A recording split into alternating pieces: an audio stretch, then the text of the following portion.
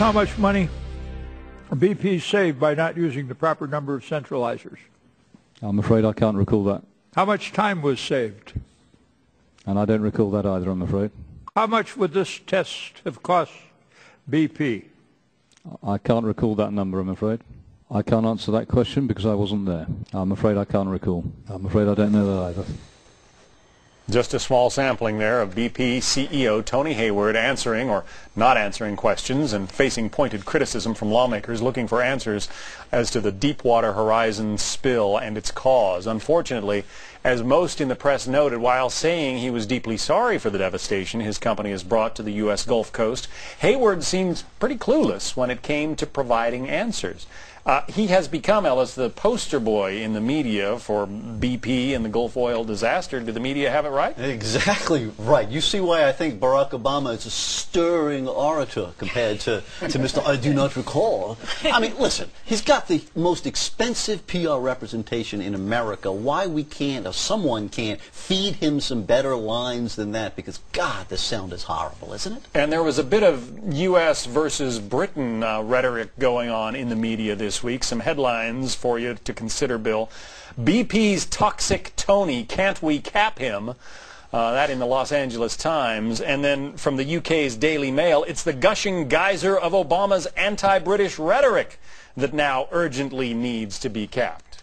Well, I mean, obviously, people in Great Britain are worried because if Obama completely destroys BP, it's not going to have any money to pay out to the pensioners. And so there's a lot of worry that the pensioners in England aren't going to have their pension payments. Look, BP screwed up royally. There's no question about it. And they deserve the lion's share of the blame. Okay, let's be clear about that.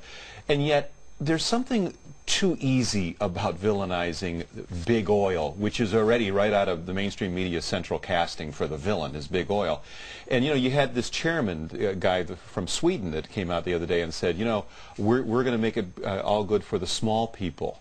And everybody jumped on that and said, oh, he's calling us small people. It was an idiom. If he'd have said the little guy, no one would have batted an eye. But because he's Swedish and doesn't have the complete command of the idiom in the English language, the media took a cheap shot and said that he was pulling a Leona Helmsley, you know, the only little people pay taxes, and just crucified him. So there's a little bit of over-eagerness to villainize BP. The president, Judy, criticized Tony Hayward, the CEO, to no end, and then finally held a meeting with him. It seemed, after he got all kinds of media pressure to do so, when they hold this meeting, they essentially give Tony Hayward the media equivalent of the perp walk into the White House.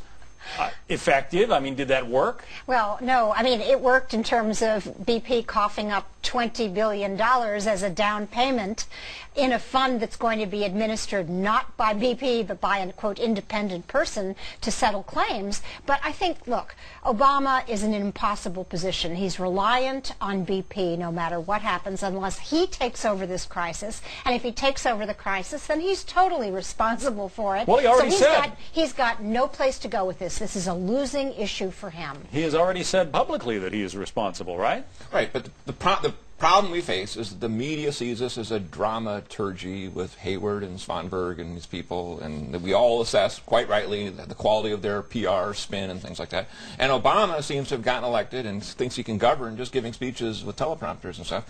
And nobody, either the media or the politicians, have the technical capacity to do what matters most, which is fill up this oil spill and then stop the next one from happening. That discussion just is not of interest to sort of the theater critics in Washington and New York. But as John said, Obama himself said, I'm in charge. I'm responsible. It's clear to everybody that BP can't get this thing stopped. They did the junk shot. They did the cap. Nothing has worked. And Obama has rightly said, I'm responsible. I'm the commander-in-chief. I'm going to get this thing right. And so he does bear that responsibility. Before we're out, though, let me defend the concept of villainizing villains. I mean, these are the people who did it. We don't need to feel sorry for them and parachute the blame.